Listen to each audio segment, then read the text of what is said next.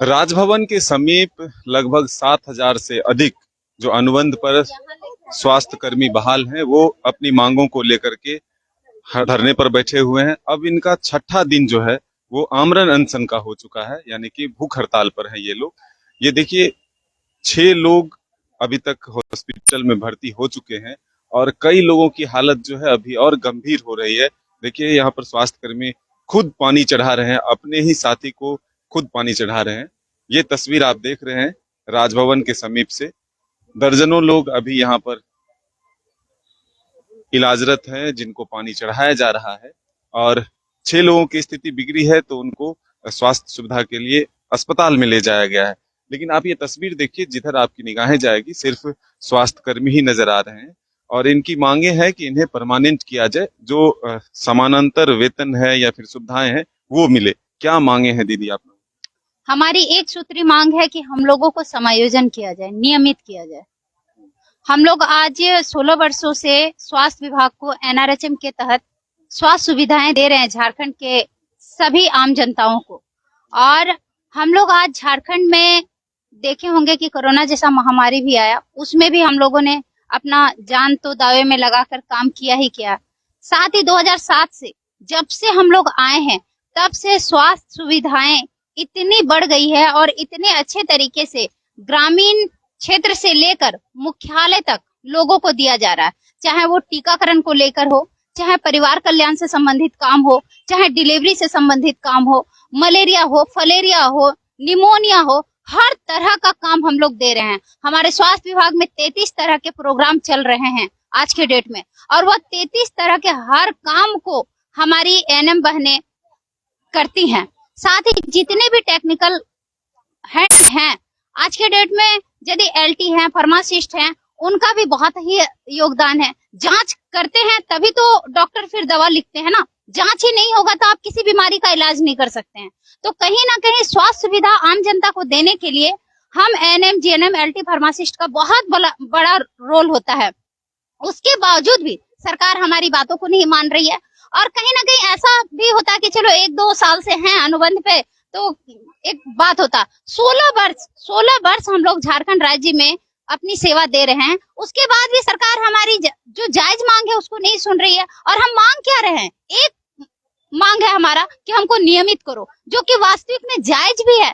हमारे बच्चे हैं, घर हैं, परिवार है, माँ है, बाप है, बीमारियां हैं, सबको संभालना पड़ता है। क्या 15,000 में पॉसिबल है घर को चलाना? यहाँ पे सरकार 2 तरह का व्यवहार करती है। वहीं पे जो नियमित कर्मचारी हैं, जो कि आज के डेट में ज्यादा रह भी नहीं गए हैं, लगभग लोग रिटायर कर गए हैं।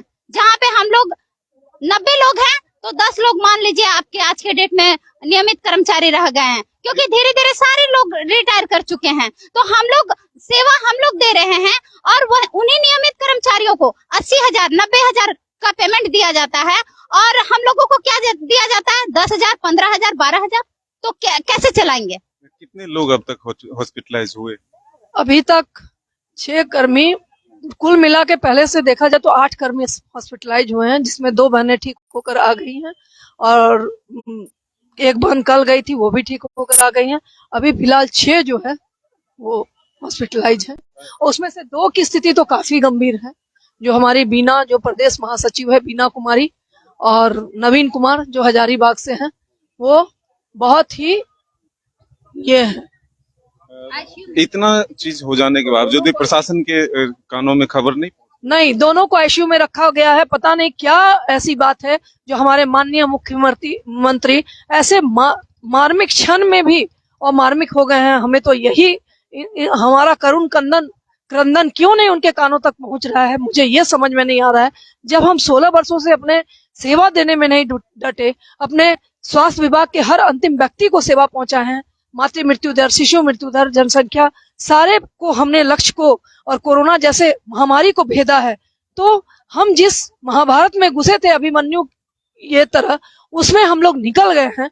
उसके बाद भी महामंत्री, माननीय मुख्यमंत्री हमारा क्यों नहीं सुन रहे हैं? और हमारा सृजित पोस्ट है, ऐसा नहीं कि उनको सृजन करने की आवश्यकता है, और सृजित पोस्ट को सृजन करने की आवश्यकता नहीं होती है, उनको सृजित किया ही नहीं जाता, वो सृजित हैं और खाली हैं। इसलिए हम चाह रहे हैं हमारे खाली पोस्ट पे हमें नियमित किया जाए और हमारा नियमितीकरण हो। मुख्यमंत्री तक आप लोगों की बात पहुंची है या स्वास्थ्य मंत्री तक आप लोगों की बात पहुंची है? अभी तक हमको तो नहीं पता है यहाँ से उन लोग के पास पहुंचा है कि नहीं, लेकिन हम लोग आज 13 दिन से हड़ताल पे हैं।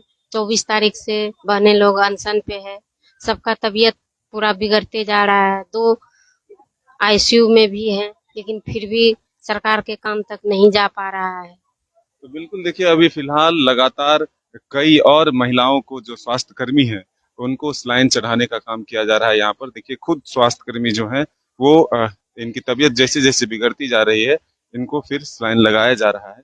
लेकिन इससे इनकी समस्या का समाधान नहीं होगा। सरकार को गंभीर होना होगा, सरकार को इनकी बातों को समझना होगा और इनकी मांगों को पूरा करना होगा। तो अब देखना होगा कि सरकार के स्तर से कोई भी प्रतिनिधि यहाँ तक पहुंचते हैं या नहीं। अब तक कोई आए हैं बातचीत के लिए? अब तक सरकार के तरफ से कोई भी प्रतिनिधि अब तक नहीं आए। जो भी आए हैं स्वेच्छा से आए हैं, चाहे वो सरकार के प्रतिनिधि हो या विपक्ष पार्टी हो, वे स्वेच्छा से आए हैं। सरकार के प्रतिनिधि बनकर अभी तक कोई भी नहीं आए हैं, बातचीत के लिए नहीं आए हैं। और जो भी स्वेच्छा से आए थे उन लोगों का कहना था कि आप लोगों की मांग को हम रखेंगे मुख्यमंत्री तक, आप लोग अपने अनशन को तोड़ दे। लेकिन हम लोगों ने यही कहा कि हम लोग अनशन को नहीं तोड़ेंगे, क्योंकि इस बीच में 16 वर्षों के बीच में हम लोग कई बार, ऐसा नहीं कि आज अचानक से हम लोग भूख हड़ताल में बैठ गए। इस बीच में हम लोग कई बार, ऐसा कोई विधायक नहीं होगा जिनके पास हम लोग अपने मांगों को नहीं रखे होंगे, मुख्यमंत्री के पास मांगों को नहीं रखे होंगे, या स्वास्थ्य मंत्री के पास बातों को नहीं रखे होंगे, या विभागीय सचिव के पास हम लोग अपने मांगों को नहीं रखे होंगे। हम लोग सभी के पास अपनी बातों को रखे हैं। और 1 महीने पहले ये जो आंदोलन आज चल रहा है, इसको चलाने से पहले भी 1 महीने पहले हम लोगों ने सभी को पत्र दिया है कि हम लोगों का मांग नहीं माना जाता है तो हम लोग हड़ताल में जाएंगे, अनिश्चितकालीन हड़ताल में जाएंगे। उसके बाद हम लोग आमरण अनशन में जाएंगे। लेकिन उसके बाद भी पता नहीं कहाँ है सरकार, नहीं समझ में आता है। लगातार बिगड़ती जा रही है, क्या होगा फिर? क्या करें आप बताइए, आप ही बताइए। यदि हम ये नहीं करते तब भी हम लोग मर रहे थे। कहीं ना कहीं हम लोगों का 14-15 हजार रुपए में घर चलाना बिल्कुल पॉसिबल नहीं है आज के डेट में। आप खुद सोच के देखिए ना, बच्चा को पढ़ाएंगे, माँ बाप का इलाज करवाएंगे, घर चलाएंगे, क्या करेंगे? तो क्या 14-15 हजार रुपए में घर चलाना पॉसिबल है क्या आज के डेट में? आज लोगों की सेवा करने के बजाय अपनों को ही पानी चढ़ाना पड़ रहा है। कैसा लग रहा है? बहुत दुख की बात है, बहुत दुख की बात है कि आज हम रोड में बैठ के अपना ट्रीटमेंट, अपना इलाज खुद ही कर रहे हैं, जबकि अभी हम लोगों को, आम पब्लिकों को सेवा देना चाहिए था। और कहीं ना कहीं 24 जिला में जो आम पब्लिक है, जनता है, वह स्वास्थ्य सुविधाओं से वंचित है और उनकी ना तो डिलीवरी हो पा रही है, ना ही टीकाकरण हो पा रहा है। किसी भी तरह का उनको स्वास्थ्य सुविधाएं नहीं मिल पा रही है। लेकिन सरकार पता नहीं कहाँ सोए हैं। मैं तो आपके चैनल से यही अनुरोध करना चाहूंगी कि माननीय मुख्यमंत्री महोदय हमारी बातों को सुने और आकर हमसे वार्ता करें और हमारी जो मांग है, जायज मांग है, उसको दे। क्योंकि ये जो सरकार है, इन्होंने 2014 में हमारे पैरामेडिकल कर्मी का एक बैच था जो 2005 में जिनकी बहाली थी, उनको इसी सरकार ने नियमित किया था 2014 नियमावली के तहत। वो यदि चाहेंगे तो वो हम पैरामेडिकल कर्मियों को भी, एनआरएचएम के पैरामेडिकल कर्मियों को भी नियमित कर सकते हैं, लेकिन बस उनकी चाहने भर की देरी है। बिल्कुल देखिए, कई जो स्वास्थ्य कर्मी हैं उनकी तबीयत बिगड़ते जा रहे हैं, चेहरे सूख से गए हैं, कुछ खाया नहीं है इन्होंने, 6 दिन से भूख हड़ताल पर हैं। अब इनको हाँ, आमरण अनशन पर हैं, तो अब इनको पानी चढ़ाया जा रहा है ताकि ये सरवाइव कर पाए, अपने आंदोलन का आगे बढ़ा पाए।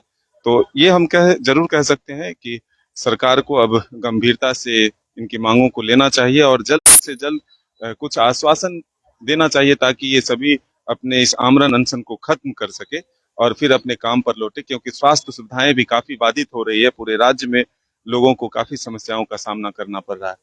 तो ये तस्वीर आप देख रहे हैं राजभवन के समीप से, जहाँ कई स्वास्थ्य कर्मियों को फिलहाल अस्पताल में एडमिट भी कराया गया और यहाँ भी इलाजरत है। तो ऐसे में अब सरकार की तरफ से कोई प्रतिनिधि आकर इनसे वार्ता करे, हमारी भी यही अपील है। अपने सहयोगी विकास के साथ मदन सिंह, न्यूज बायोस्कोप रांची। 4 धामों में से एक रामेश्वर धाम सहित तिरुपति बालाजी, कन्याकुमारी, मदुरई, माँ मीनाक्षी देवी और श्री मल्लिकार्जुन ज्योतिर्लिंग का झारखंड में सबसे कम दर पर सब परिवार दर्शन लाभ का अनुपम अवसर। संपर्क करें माँ कामाख्या धार्मिक रेल यात्रा। केसरी नर्सिंग होम, पहला तल्ला, तिस्का मोड़, रांची। वेलकम टू चाचा मामा दंगल। हास्य अदाकार संजय मिश्रा से गुजारिश है कि वह अखाड़े में कूदे और फुलटूस को ट्रॉफी से नवाजे। लगता है समाधि ले ली।